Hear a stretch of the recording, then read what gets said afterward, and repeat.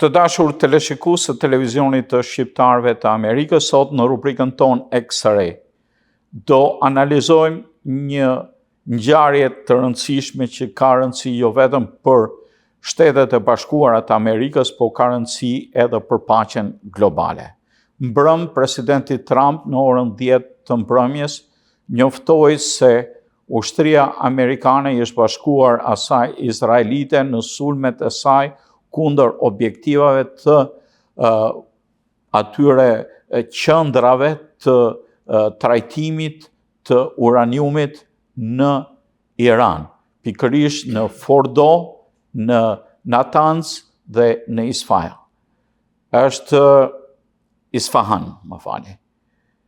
Kjo është një ngjarje disi e papritur në një aspekt, por jo aq e papritur pasi presidenti Trump pati paremëruar që brenda 2 javësh do të merrte një vendim. Po a është ky vendim i dur, çfarë implikimesh ka në skenën ndërkombëtare, do të analizojmë me mikun ton Reginaldo Nazarko. Zoti Reginaldo, mirësevë. Mirësevë gjithë. Është disi e papritur, po ka dhe element të sigurisë të veprimeve ushtarake, fakti që Shtetet Bashkuara, si tha presidenti Trump, sulmuan 3 objektiva në Iran që kanë bënë me prodhimet bërthamore, duke i asgjësuar krejtësisht ato qendra që unë përmenda. A ishte befasuese kjo deklaratë e presidentit? Befasuese nuk mendoj se ishte, sepse ka pasur diskutime mbi të javën e fundit, 2 javët e fundit, le të themi, që kur filloi lufta midis Izraelit dhe Iranit, edhe lëvizjet ushtarake ajrore të Shteteve të Bashkuara, boshimi i aseteve në lindjen e mesme kështu me radhë, kishte një trajektor, një indikim që tregonte që Shtetet e Bashkuara po përgatisnin një operacion luftarak. Ajo që ka pritej të shihej ishte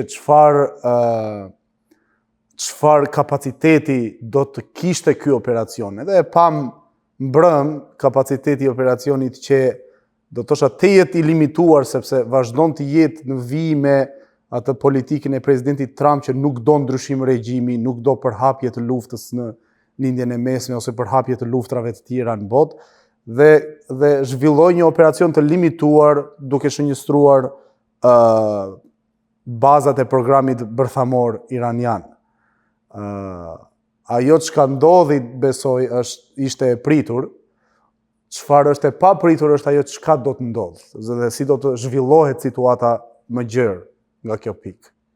Natyrisht, presidenti Trump synoi një zgjidhje diplomatike, ja paraqiti Iranit, i dha 60 ditë kohë, nuk u realizua asnjë takim ndërmjet palëve, i dha një afat tjetër 2 javor, dhe brenda këtij afati 2 javor ai veproi siç veproi kundër Sulejmanit, që asgjësimit e tij. Pra, presupozimi amerikan është të kryente një goditje apo disa goditje që dëmtojnë pikërisht sistemin e përgatitjeve për një bombë bërthamore nga ana e Iranit. A mendoni se kjo mund të ketë implikime të tjera? Deri tash ka patur deklarata nga Irani, ka patur sulme ndaj Izraelit si kanë vazhduar, por nuk ka ndonjë sulm ndaj objektivave amerikane në rajon. Pritet të shihet ende reagimi i Iranit, ka disa opsione sipas mendimit tim.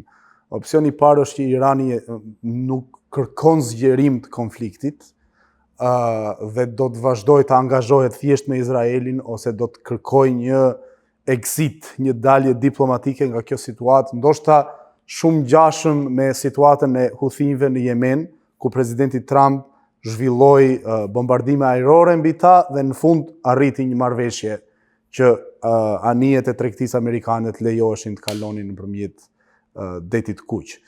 Mund të shohim diçka shumë të ngjashme me Iranin, por kjo varet nga Irani dhe sa vetbesim ka Irani që mund të themi të mund dorën e Shteteve Bashkuara ose të Izraelit në këtë agresion, në këtë luftë, dhe sa dëm, ndoshta jo të drejt për drejt, mund t'i jap Shtetet e Bashkuara. Një opsion që Irani ka në tryez është mbyllja e ngushticës së Hormuzit. Mirë, pra mbyllja e ngushticës së Hormuzit do thot bllokim i furnizimit me naftë nga vendet e gjirit, por do thot edhe bllokim i furnizimit me naftë nga Irani për vend tilla si Rusia apo Kina që janë të ardhat kryesore mbështetëse të Iranit.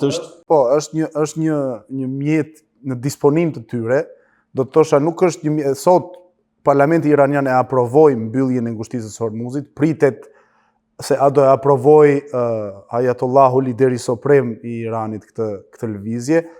Është lëvizje komplikuar sepse dhe Irani e di mirë që do të krijojë armiq ndërkombëtar duke bërë këtë lëvizje. Po mbyllja e ngushticës së Hormuzit kërkon që të vendosë luftarnie iraniane. Po nëse nga krau tjetër ose minime, do të minoj. Po minimet shkojnë thella, ose aty mund të vinë, mund të ketë përplasje mes flotave dhe flotës amerikane dhe vendeve të tjera. Me shumë gjasa, po ndodhi diçka e tillë, atëherë do të zgjeroj konfliktin në një ndërhyrje të drejt për drejt të Shtetet e Bashkuara, ose me forca këmbësorie, ose me forca detare, që të hap prapë atë ngushticë, e cila 80% e furnizimit global të naftës kalon nëpërmjet asaj ngushtice të Hormuzit. Po mirë, ngushtica e Hormuzit janë dhe vendet Arabisë Saudite. Po pra janë tërë vendet e gjirit persik. Janë vendet kryesore të naftës, Katari, Arabia Saudite, Emiratet e Bashkuara, Bahreini, Kuveiti e kështu me radhë. Irani gjithashtu përfshirë në këtë mes. Ndërsa nëse kjo do të jetë e vetmja veprim që Irani mund të marrë, unë tha që kjo ka dhe kundër reagim. I shqetëson gjithë amerikanët në këtë moment. A do ketë ndonjë sulm iranian ndaj objektive ushtarake amerikane, si në Siri, si në Irak, si në Oman, si në bazat që kanë në këto vendet arabe? Këtu zhvillohet ajo loja e luftës psikologjike, le të themi, ose ajo loja e shahut midis dyre vendeve. Irani mund të jetë, siç e tham, një opsion është ngushtica e Hormuzit. Opsioni tjetër është mobilizimi i proksive të ndryshëm që kanë në rajon. Megjithatë, prokset e rajonit i ka rënë fuqia, sepse Hizbollah ndoshta, por në Irak ka ende proksi. Në Irak edhe në Fronti i mobilizimit popullor i Irakut, që është një grup ushtarak militar shiit. Po, shiit në disponim të forcës Quds iraniane, është një nga asetet e tyre. Ka dhe sisteme raketore iraniane, predha që mund të arrijnë bazat amerikane në rajon. Janë të gjitha opsione që janë në tryez, mendoj. Por pyetja qëndron që a do ta ndërmarrë Irani këtë hap? A ka Irani aq vetbesim në aftësitë e veta ushtarake që ta zgjas konfliktin ose të ketë një farë mbështetje në këtë konflikt që të dalë fitimtar? Ose është i shqetësuar regjimi iranian për një rënje ose për një ndërhyrje amerikane më të thellë. Opsioni tjetër është që Trumpi këtë mund ta ketë bërë si lëvizje vetëm për sy e faqe, kur i themi ne në Shqip, që shënjëstrovi diçka, bëri diçka që mos tregonte që Amerika nuk ka fuqi të ndërhyjë në këto situata. Deklarata e shefit të Pentagonit, Axel, ishte Trumpi atë që thotë bën në sot mëngjes në orën 8 të mëngjesit. Ka këtë ide të peace through strength, paqe nëpërmjet forcës, dhe Trumpi është një individ, një tip i cili e kemi diskutuar edhe më parë, i cili operon në këtë mënyrë që do të tregojë atë forcën e vet që ta detyrojë tjetrin në tryez. Dhe akoma shpreson deklaratat e Shtëpisë së Bardhë të Pentagonit, si sot thonë që ne shpresojmë që Irani të ulet në tryezën e diplomacisë, nuk duam ndryshim regjimi. Këtë thonë. Kjo ishte deklarate që deklaroi dhe Pete Hegseth. Edhe generali. Po nga ana iraniane, pikpamja e tyre është që diplomacia nuk bëhet nëpërmjet luftës. Dhe si mund ta besojnë ministrit të jashtëm iranian, Araqxhi. Okej. Sot në mëngjes ishte që ne, do më thënë, diplomacia nuk vijon pas luftës, diplomacia bëhet përpara se. Megjithatë, Diplomacia ka të bëjë me fuqinë. Po. Opsionet e Iranit janë të limituara dhe këtë besoj unë ka qenë shpresa e Shteteve të Bashkuara në atë sulm që të jap Iranit opsionet të limituara dhe të ulet Iranin tryez. Ka diskutime që edhe Izraeli është i gatshëm të ndalë sulmet nëse ka një farë diplomacie në mes tani, edhe pse Izraelitëve nuk u zihet bezë, sepse e kanë thyer atë bezë shpesh herë, jo vetëm ndaj Iranit, po edhe ndaj Shteteve të Bashkuara. Megjithatë, më fal se të ndërprema, deklarata e Netanyahu mbrëm ku vlerësonte involvimin amerikan në këtë sulm, tregon se aleanca midis të dy vendeve, pavarësisht atyre skirmish, do të thosha, midis Netanyahut edhe Shteteve të Bashkuara, është në këtë rast Izraeli arriti atë që deshte involvimin amerikan në luftë. Megjithatë Amerika nuk kishte, o do humte fytyrën Trumpi, se ai nuk do të vinte asnjë delegacion, ose do merrte atë që tha. Po, a mendon se është bota më e sigurt pas goditjes së këtyre tre objektivave? Personalisht jo, sepse nuk është vetëm implikimi ushtarak ose ai i luftës në këtë rast, është implikimi i ligjit ndërkombëtar. Dhe Irani, çfarëdo lloj mendimi mund të kenë njerëzit, është një shtet sovran, një shtet me aftësi diplomatike, me aftësi ndërkombëtare, e drejta e të cilit u nënçmua në këtë rast. Dhe Irani ka edhe deklaruar që do të ndërmarr hapa ligjore kundër Shteteve të Bashkuara për këtë sulm. Ndoshta kjo është një shenjë e mirë që nuk duan ta zgjerojnë konfliktin. Ata deklaruan që mund të thrasin Këshillin e Sigurimit me ndërmjetësimin e Rusisë e të Kinës, por sidoqoftë Irani është parë edhe më parë, jo vetëm nga Izraeli edhe nga Shtetet e Bashkuara, por dhe vendet evropiane si një stimulues i akteve terroriste. Kjo është pretekst, sidomos nga ana e Izraelit për të zbatuar ato planet e veta në rajon. Po s'është pretekst, sepse Houthit dihet që janë stimuluar nga Irani. Po me pagesë, edhe Hezbollahu është mbështetur nga Irani. Sigurisht, me furnizime. Por në fund të fundit këto grupe të ndryshme lindin nga ajo nevoja e rajonit, le të themi, kundrejt agresionit izraelit. Dhe e shohim shumë mirë që Izraeli nuk ka ndërmend të ndalojë tek Irani. Po çfarë agresioni ka Izraeli ndaj Houthëve? Në Yemen po në Yemen s'ka ndryrë. Është agresion ideologjik kundrejt rajonit në përgjithësi. Po jo pra. Çështja palestineze për shembull. Çështja është çështje rajonale. Çështje rajonale, është çështje e drejtë, është çështje që duhet parë, është çështje që lypset e duhet të zgjidhet jo me ato forma, ashtu si qanin izraelitët se u sulmuan një spital, sa spitale janë sulmuar në Gaza, pra duhet bërë një analizë përgjithshme e situatës, por problemi është kur kalohet ke armët bërthamore, vjet në rrezik ekzistenca e njerëzimit. Jam dakord, jam shumë dakord, dhe këtu qëndron fakti që diplomacia ndërkombëtare, këtë gabim po bën Amerika në mendimin tim, që po nënçmon atë sistemin e vet post luftës së dytë botërore që e ndërtoi me aq mund dhe me aq balancë, një sistem ndërkombëtar të drejtësisë, le të themi, ku Amerika është e barabartë me të tjerët. Por nuk siç themi në Shqip, nuk është kjo bëj siç them unë, jo siç bëj unë. Dhe Amerika po bën këtë tani më, është bëj siç them unë, jo siç bëj unë. Izraeli është i vetmi vend në lindjen e mesme që ka bombë bërthamore sot e kësaj dite. Dhe refuzon të ketë investigime nga Kombet e Bashkuara mbi programin e vet bërthamor, nuk është nënshkrues i paktit bërthamor ndërkombëtar non-proliferation që e quajnë. Do të thënë vendi, le të mos themi Irani, le të themi për shembull Turqia, ose le të themi Siria, ose le të themi kur këto vende fqinjet e Izraelit e shikojnë këtë lloj hipokrizie në ligjin ndërkombëtar, nga pikpamja e tyre, siguria e tyre nuk është e garantuar, sepse ka një imbalancë fuqie në rajon. Po jo, Turqia nuk mund të flasim për imbalancë, ka dhe problemet fetare mes tyre. Sigurisht, është problem ideologjik, është problem është një krizë që ka filluar që me britanikët në vitet 1920 pas luftës së dytë botërore, është një histori e gjatë, nuk është mijëvjeçare, siç thonë, po ka gati le të themi 100 vjet që ekziston kjo dinamik, ky konflikt. Dhe hipokrizia e perëndimit në trajtimin e Izraelit se një fëmijë të vogël që ne duhet ta mbrojmë, ta kultivojmë, të japim trajtim special, është ajo që i nervozon edhe fqinjet e Izraelit nga janë sot. Sepse ka vende arabe, për shembull, që kanë marrëdhënie me Izraelin.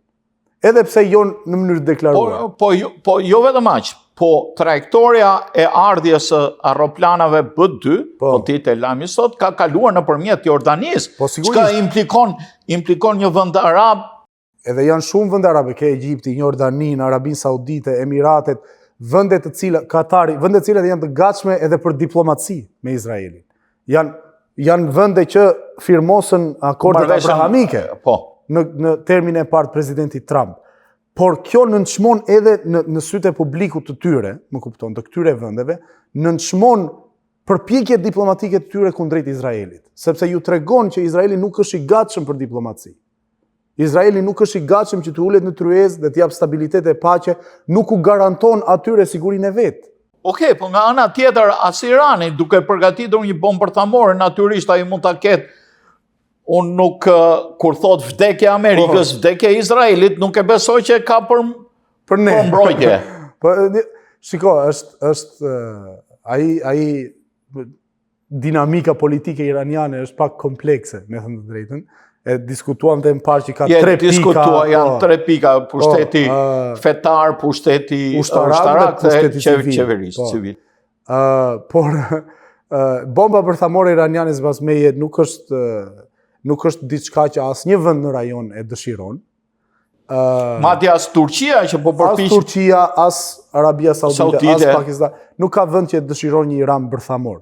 Por ama në të njëjtën kohë nuk ka vend që dëshiron një ndryshim regjimi në Iran. Pse? Sepse kjo do me thënë destabilizim rajonal. Irani është një vend me 93 milion banor, me interesat të ndryshme politike, me interesat të ndryshme ushtarake, me grupe të ndryshme etnike, fetare.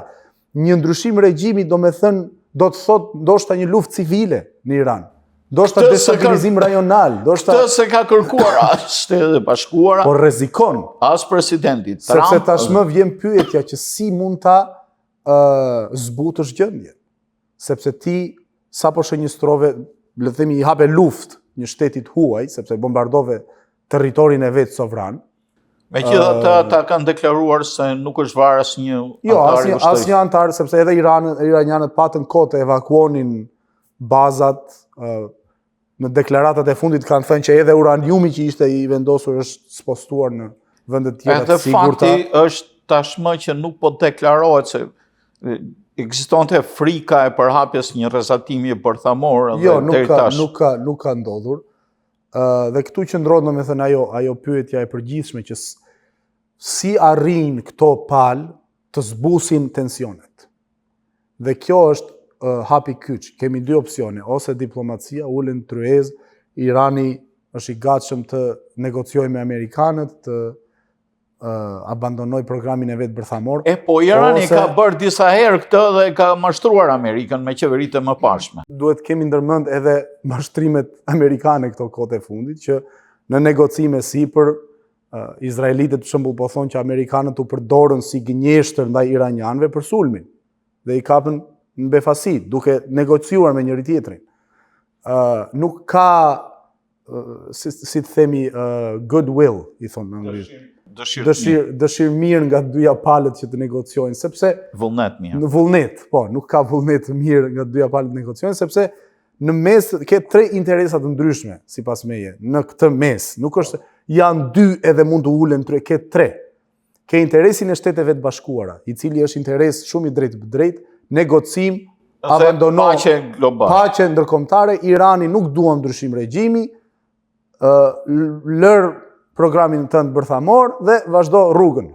Ka thënë Trumpi gjithmonë këtë. Kjo është ke interesin iranian, i cili thotë unë dua garantim sigurie, sidomos tani regjimi që është në pushtet pas çka ndodhi me Hezbollahun dhe me Sirin edhe me boshtin e rezistencës, siç e quajnë ata, është i gatshëm të negociojë, sepse e di vetë që edhe fuqia e vetë rajonale është kurrur dukshëm biles, dhe kërkon një farë garancie sigurie, si regjim ose si shtet që çfarë do ndodh me ne. Këto interesa, nëse janë një me një, mund të ulen dhe të negociojnë. Është interesi tret ai që hedh halën, le të themi, në mes, ose shkopin në rrotë. Është Izraeli, sepse Izraeli ka interes të vetë, strategjik. Po ka interes të ekzistencës Izraeli. Dhe interesi Izraelit nuk është thjesht negocim. Interesi Izraelit është shfarosje e regjimit iranian. Dhe këtu bie në konflikt drejt për drejt me administratën e Donald Trump, e cila nuk do ndryshim regjimi, nuk do destabilizim në rajon. Dhe plani Izraelit ka 30-40 vite, mund të shosh deklaratat e Netanyahut, i cili flet për luftë ose për ndryshim regjimin e Iranit. Po ndryshimi i regjimit nuk mund ta kthejnë në kohën e Shahut që kishin marrëdhënie të mira, sepse është e vështirë, po nga ana tjetër, edhe regjimi në Iran ka mjaft pak kënaqësi nga masat popullore. Kemi vënë re edhe gjatë viteve të fundit, në vitin 22 ka pasur edhe revolta që janë shtypur me dhunë. Protesta, ka pasur protesta, ka ato problemet e veta civile brenda për brenda. Në fundit është regjim, më kupton, nuk është demokraci, por arrim pyetja që si mund të zgjidhet kjo çështje, sepse kjo është interesa $1 milion se për ne, po shumë dollar se për ta. Dhe edhe besoj vetë, edhe Shtetet e Bashkuara kanë kuptuar tani më që Netanyahu në veçanti, ndoshta jo, por Netanyahu ka vizionin e vet, ndoshta edhe ndryshe nga vizioni izraelit komplet, sepse Netanyahu është në risk, ka risk brenda burgu e në ekzistencën e vet politike, kështu me radhë. Dhe Trump është në pozitë vështirë ku duhet balancoj gjithë këto interesa dhe gjithë këto faktore të ndryshme. Tashi, më fal. Kam një pyetje tjetër, disi provokative. Po mos e bënte Trumpi këtë gjë, ç'do ndodhte? Kaloi 2 javë, e zën, hipotetike. Po. Kishte disa opsione.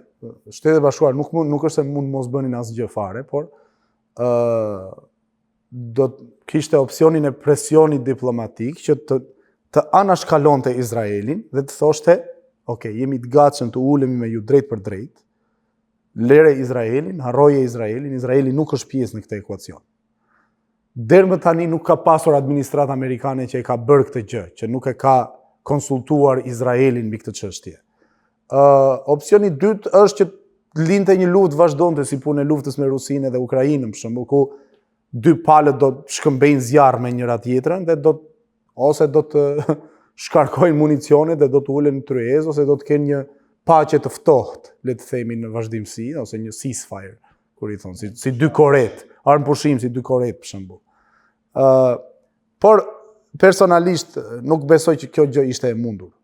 Trump ishte i detyruar të reagonte në një mënyrë ose një tjetër. Megjithatë, ky reagimi i Trumpit ka shkaktuar reagime të tjera brenda politikës amerikane, kundërshtime të demokratëve për shkak se nuk u ka marrë mendimin e tyre në Kongres për fillimin e një lufte, por në fakt kjo është edhe s'është fillimi i një lufte, është një akt ndërhyrje amerikane, po nuk është fillimi i një lufte, megjithëse u tha nga zoti Ekseth që pas sulmit janë njoftuar edhe krerët the Club of 8, si quhen personat cilët janë kryetari i Senatit, kryetari i Parlamentit dhe kryetari me radhë. Nuk është fillimi i një lufte ende, po ka rrezikun që të zhvillohet në një luftë. Dhe nuk janë vetëm demokratët, është dhe kampi MAGA, kampi republikan. Edhe një pjesë e kampit të republikan që i kanë se unë mbështet me Trumpin, me idenë e Trumpit që unë dua paqen ndërkombëtare. Edhe ka shumë, edhe nga ana e opinionit publik që po thonë ne votuam Trumpin për emigracion e për ekonomi, dhe po shohim një ripërsëritje të Irakut. Po shohim një ripërsëritje të këtyre luftrave pafund në lindjen e mesme, edhe pse ky president premtoi që do dilnin nga lindja e mesme, do të Dhe Megjithatë shumë herët është herët për nxjerr konkluzione. Dhe e gjitha varet nga kundërpërgjigja iraniane. Nëse Irani do të hap shtegun për bashkëbisedime, kjo situatë do të deeskalohet. Edhe amerikanët besojnë atë pikë do të detyrohen që të zbusin Izraelin dhe të i thonë Irani është gati për negocime, ti je i vetmi faktor destabilizues në këtë palë treshe, tani duhet të ulesh. Kaq. Dhe nëse nuk e bën dhe atë, atëherë ai është problem shumë më i thellë. Sepse nëse pala iraniane tregon gatishmëri për diplomaci pas kësaj pike, dhe është Izraeli ai që refuzon, atëherë problemi është dukshëm Izraeli.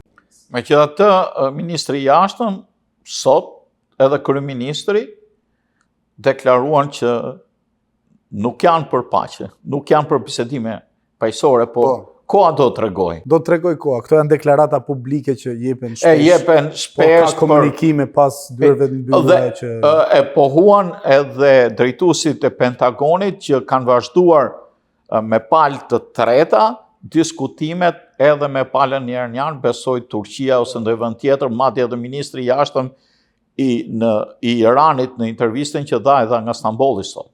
Mëngjes. Atëherë ne të dy besoj bashkohemi të gjithë ne, po dhe shqiptarët edhe amerikanët bashkohen me idenë që bota është më mirë në paqe pa armë bërthamore, sepse lufta bërthamore mund të çojë azgjësimin e të gjithë kontinentit. Fakti që presidenti Trump nga ana njëran mbajti dhe frenoi Indinë dhe Pakistanin mos kalonin në avancime tjera ushtarake. Në fakt, përdorimi i këtyre bombave të mëdha ishin më tej bomba thellësie, edhe u harxhuan 14, 20 kishte në rezervë Amerika. Nga këto. Ke 6.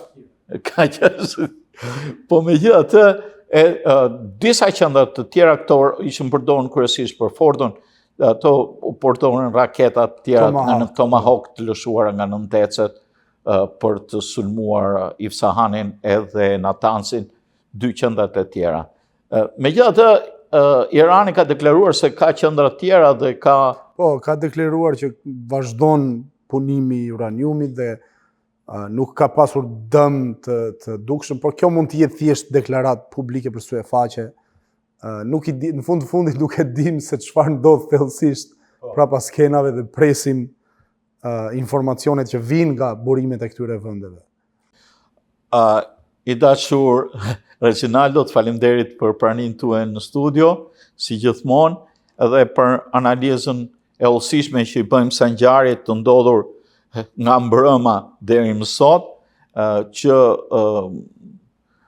bëri që të ketë një reagim mbar botëror, megjithëse pritet diçka, një veprim nga Shtetet e Bashkuara. Ne, si të gjithë amerikanët, lypsim që paqja në botë të mbizotërojë, dhe paqja mbizotëron kur lufta është larg, kur bombat atomike janë larg, përdorimit të tyre dhe kur njerëzimi duhet të gjejë nëpërmjet diplomacisë, nëpërmjet paqes rrugën për përparim, për evolucion, një luftë ndërkombëtare me përdorimin e bombave atomike nga superfuqi të tilla si Rusia apo Kina apo vende të tjera të cilët e kanë, vendet evropiane që janë më pak të involvuar në këtë, por edhe vende të tilla, madje para 2 ditësh Irani deklaroi që Pakistani do sulmoj Izraelin me bombë bërthamore, thjesht për të thënë që po sulmojmë si vende muslimane.